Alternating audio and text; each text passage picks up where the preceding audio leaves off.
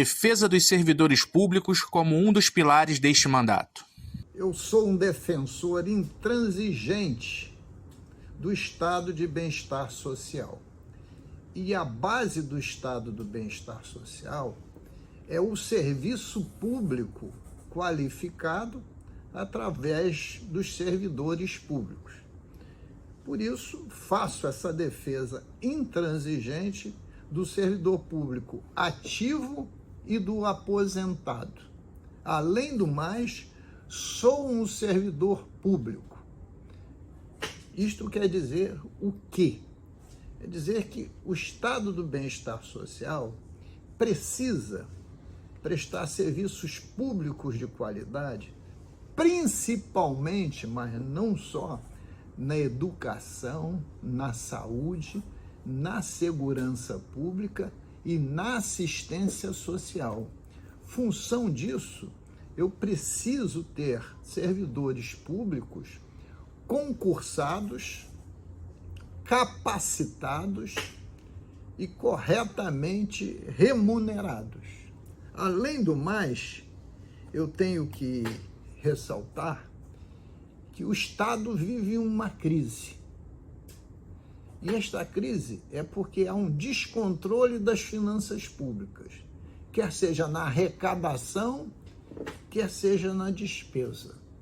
E todo mundo quer consertar esta crise acabando com o concurso público, punindo o servidor.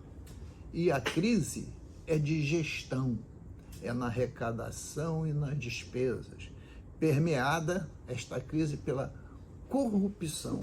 Aí que está o mal. Temos que ter responsabilidade fiscal. E responsabilidade fiscal é fazer gestão competente, não gastar mais do que arrecada. Mas não é arrecadar mal, dando benefício fiscal sem nenhum controle. O Estado do Rio de Janeiro dá de benefício fiscal 24 bilhões de reais por ano. Qual o retorno em geração de emprego, renda e de crescimento econômico? Muito baixo. Tanto é que nos últimos 10 anos, o Estado do Rio de Janeiro cresceu para baixo, igual rabo de cavalo. Teve crescimento negativo. E o culpado foi o servidor público? Claro que não. Foram dos gestores que sentaram nas cadeiras de governadores, secretários, etc. Então, essa que é a questão central. Nós precisamos fazer a defesa do serviço público de qualidade.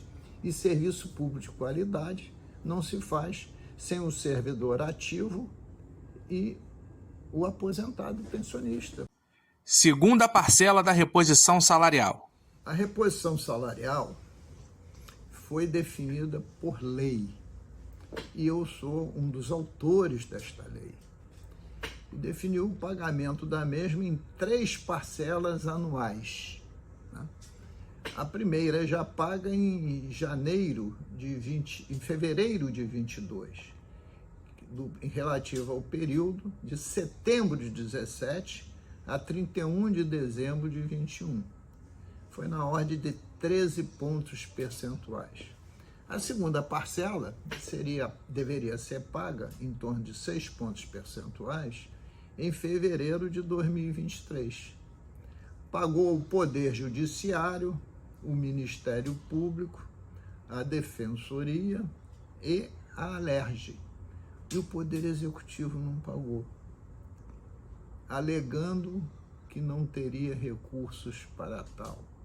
Os mesmos recursos que ele jogou pela janela para se reeleger governador. Então, há que se cumprir a lei. Se todos os poderes pagarem a segunda parcela, por que só o executivo não a paga?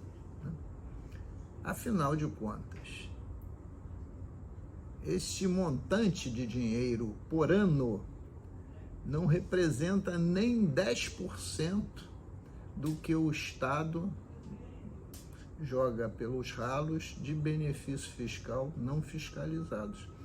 Joga para o ralo 24 bilhões de reais por ano.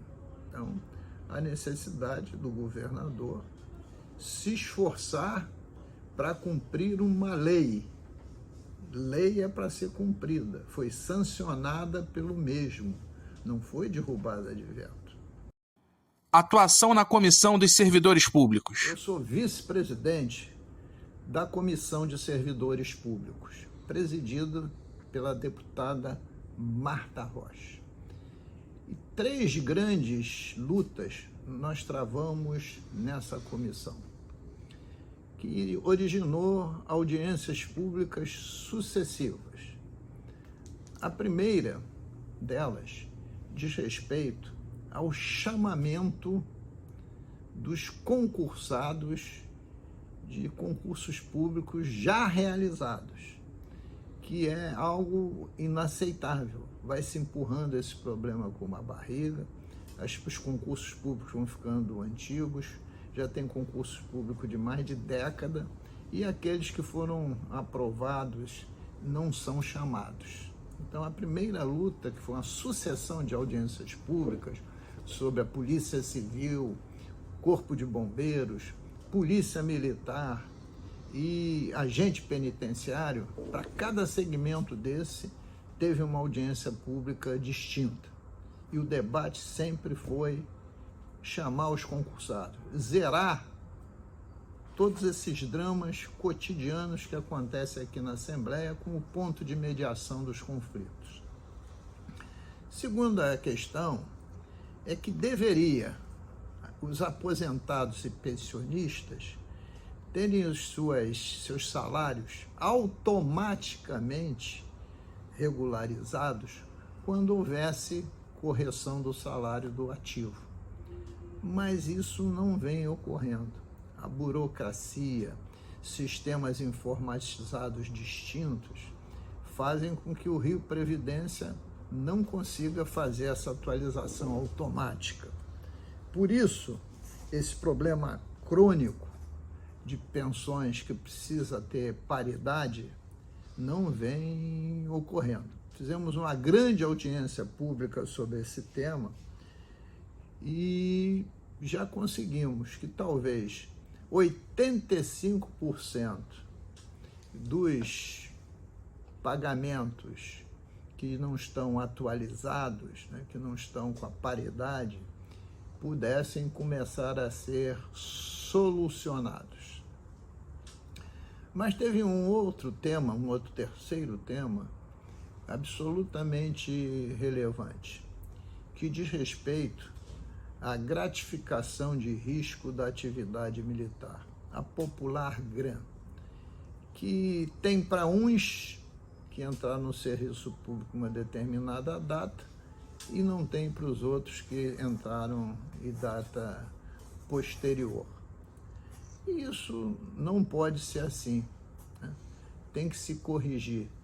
Tem demandas judiciais sucessivas sendo julgadas. Então, essa audiência pública lotou o nosso auditório. E temos projetos de leis apresentados sobre esse tema de forma coletiva. Aliás, já vínhamos debatendo isso desde 2022 e é bastante provável que esse tema da gratificação de risco da atividade militar se acentue agora no segundo semestre. Piso Nacional da Educação. O governador expediu um decreto para que os professores, a área de educação do nosso estado, a área mais estratégica e importante, ninguém ganhasse menos que o Piso Nacional de Educação, que foi editado pelo governo federal. Ocorre que, desde 90, que o magistério tem um plano de cargos e salários, com uma escadinha de 12% para cada nível. E o que o governador fez por decreto foi simplesmente fazer que alguns níveis que ganham abaixo do piso nacional passem a receber o piso nacional.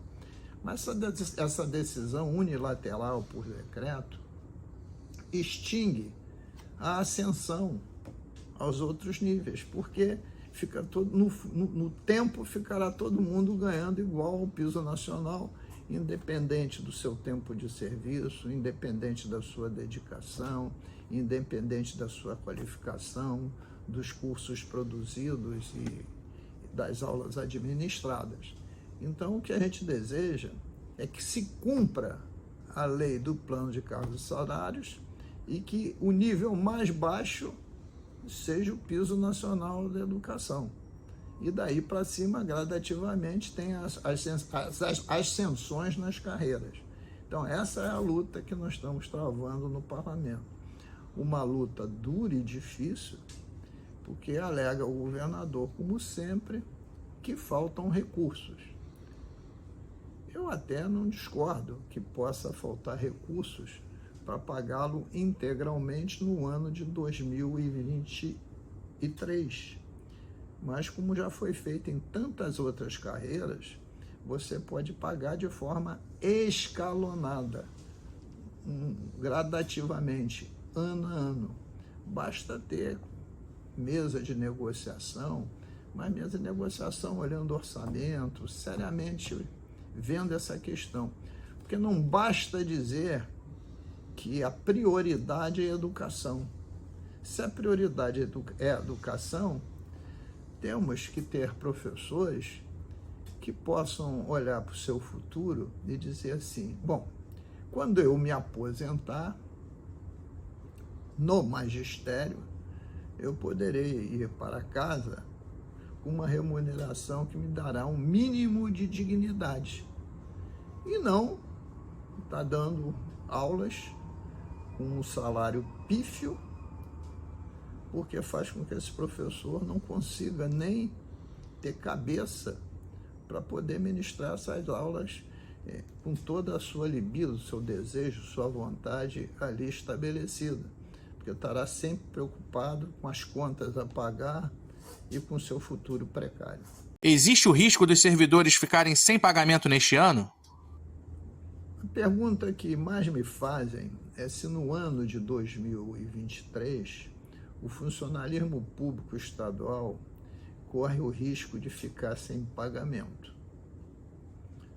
Eu acho pouco provável em 23, porque apesar das contas não irem bem, a gente está perdendo de ICMS 8 bilhões esse ano, no meu entendimento, com algum esforço, né, há como fechar este ano, né, sem atraso de folha, né, inclusive pagando a primeira parcela do 13º, né, e, se possível, a segunda parcela do 13º em dezembro.